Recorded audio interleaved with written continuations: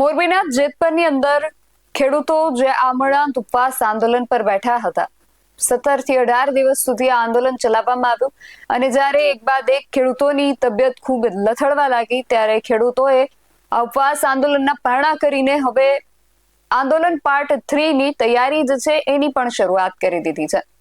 જેતપરની અંદર જે ઉપવાસ છાવણી હતી એ હજુ જેમની તેમ જ છે અને ખેડૂતો જે છે એ એમની માંગણીઓ પર પણ અડગ જ છે અને આ બધાની વચ્ચે કાંતિ અમૃતિયા જે આ જ ગામના વતની છે એમના ભાઈ પણ આપણે સૌ જે રીતે જાણીએ છીએ કે રાકેશ અમૃતિયા પણ આ ઉપવાસ આંદોલન પર બેઠા હતા અને ફરી એકવાર રાકેશ અમૃતિયાએ પણ ઉગ્રતા સાથે ખૂબ આક્રોશપૂર્ણતા સાથે એમણે પણ મંત્રીઓ ધારાસભ્યો ઉપર ઘણા બધા આકરા પ્રહારો કર્યા છે અને આગામી સમયની અંદર આંદોલન જે છે એને વધુ વેગ મળશે એવા એંધાણ જે છે રાકેશ અમૃતિયાના શબ્દો ઉપરથી દેખાઈ રહ્યા છે। શું છે સમગ્ર વિગત તેના વિશે વાત કરીએ આ અહેવાલમાં। જય હિન્દ BSI ન્યૂઝ પર આપની સાથે હું છું નિધિ ગઢવી। જેતપરની અંદર ખેડૂતો જે ઉપવાસ આંદોલન ચલાવી રહ્યા હતા એના પાર્ટ 3 ની તૈયારીઓ જે છે હવે શરૂ થઈ ગઈ છે અને ઉપવાસ છાવણી જે છે હજુ જેમની તેમ જ છે ને ખેડૂતો જે છે અહીંયાથી પણ એમની જે માંગણીઓ છે એને લઈને સતત વાતો કરી રહ્યા છે। કાંતિ અમૃતિયા જે આ જ ગામના વતની છે, મોરબીના આટલા વર્ષોથી ધારાસભ્ય તરીકે ફરજ બજાવી રહ્યા છે અને અત્યારે મંત્રી તરીકે પણ ગુજરાત રાજ્ય સરકારમાં ફરજ બજાવી રહ્યા છે અને એ જ કાંતિ અમૃતિયાના ભાઈ રાકેશ અમૃતિયા જે ખેડૂતોની સાથે જ આ ઉપવાસ આંદોલન પર બેઠા હતા એમણે ફરી એકવાર જેતપરની આ જે છાવણી છે ત્યાંથી ખૂબ આકરા શબ્દોમાં સરકારની ઝાટકણી કાઢી છે। મંત્રીઓ અને ધારાસભ્યોને પણ આડે હાથે લીધા છે અને એક આડકતરા શબ્દોમાં રાકેશ અમૃતિયાએ ધમકીઓ પણ આપી છે। સૌથી પહેલા તો રાકેશ અમૃતિયાને સાંભળીએ કે તેઓ શું કહી રહ્યા છે। તો કાઢવા છે પણ ગામમાં કોઈને ગરવા નથી દેવા। હવે ગરી જોવે એક પણ અને કોઈ ધમકી કોઈને આપી હોય કોઈને ફોન નંબર હોય તો મને આપી દેજો।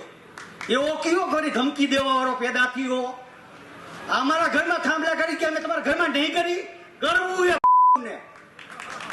અને જે આ મિનિસ્ટરો આ જમા ધારાસભ્યો બધાય મારા દીકરા ઢોરા જેવા થઈ ગયા। ખબર હોય તો ઘરે આવીને પાણી પીએ, ખબર છે ને આખો દી તરવ મારીએ, અહીંયા આટો મારી બાજુ હોય ઉલટી કરે। હવે એને ઉલટી તો શું આવે જબા ફાડવા હે એટલે નથી મૂકવો। જો ખેડૂતનું વળતર પૂરું ન મળે એટલે એક જે મિનિસ્ટરો લાલ ગાડીમાં રખડે ને 108 માં ગાલવાય અને બાપને આમ કઈ ગાલવાય।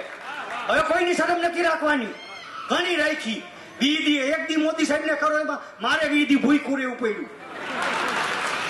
હવે આ બધું બંધ કરો, ઓર બંધ કરો, હવે છક્કા મારો આ બંધ કરો બધું અને હવે હે ને બધાય ખરપિયા બનાવી લ્યો અને સીધું તૂટી પડવાનું। અને મોરબીમાં જે અમારા પન્નારા ભાઈને જે ધમકી આપી એને તો હવે કાલવાળો છે, બહુ હારા માણાની દીકરી અહીંયા પાછી પોલ બદલી કરીને લઈ આવ્યા, એને તો કાલ મળવું પડશે ચોક્કસ જઈ। મને અત્યારે ખબર પડી એટલે કાલ તો એનો વારો કાઢવો છે, પછી આપણે આગળ વધવું છે। અને કલેક્ટરશ્રીએ જે ઝવેરી સાહેબે ઓર્ડર આપ્યો એના બાપના ખેતર હતા, અમારા બાપના હતા હોય અને જો થાંભલે નો બધું તો અમૃતિયાના પેટનો નહીં। હવે કોઈને નથી મૂકવાના કોઈ। તો રાકેશ અમૃતિયાએ જે પ્રકારે આક્રોશપૂર્ણ રજૂઆત કરી છે, હવે ખેડૂતોનું આ આંદોલન આગામી સમયમાં શું સ્વરૂપ ધારણ કરે છે એનો અંદાજ માત્ર આપણે લગાવી શકીએ, પરંતુ સમય બતાવશે કે ખેડૂતો આગળ જતા હવે આ આંદોલનને શું સ્વરૂપ આપે છે। તમારું આ સમગ્ર વિષયને લઈને ખાસ કરીને રાકેશ અમૃતિયા દ્વારા જે કહેવામાં આવ્યું છે તેને લઈને શું માનવું છે, તમારું મત અમને કોમેન્ટ બોક્સમાં ચોક્કસથી જણાવજો। આવા જ વધુ અહેવાલો સાથે મળતા રહીશું। તમે મારી YouTube ચેનલને સબસ્ક્રાઇબ કરવાનું અને અમને Facebook અને Instagram પર ફોલો કરવાનું ભૂલશો નહીં। બાકી અવનવી અપડેટ્સ માટે આપ જોતા રહો BSI ન્યૂઝ। નમસ્કાર।